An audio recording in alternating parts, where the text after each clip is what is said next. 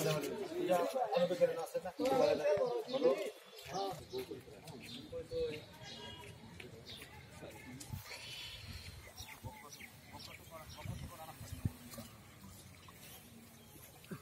দেশে তিনটা প্রজাতি আছে কইয়ের।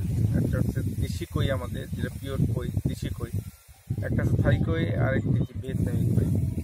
আমরা এই তিনটা মাছ নিয়েই গবেষণা কার্যক্রম পরিচালনা করেছি। দেশি কইয়ের চাষের সুবিধা হচ্ছে যে মাছটি কনফাইন্ড ওয়াটারে, আবদ্ধ জলাশয়ে যে পুকুরগুলো আছে সেখানে এর বৃদ্ধি খুব কাঙ্ক্ষিত গ্রোথ পাওয়া যায় না। পরবর্তীতে 2012 সালের দিকে আমাদের দেশে ভিয়েতনামের কই আমদানি করা হলো এবং এই মাছটি শরীরে কোনো এরকম ব্ল্যাক স্পট নাই এবং দেখতে অনেকটা আমাদের দেশি কইয়ের মতো না হলেও শরীরের রংটা অনেকটা দেশি কইয়ের মতো, ফলে ভোক্তা পর্যায়ে বেশি গ্রহণযোগ্যতা পায়।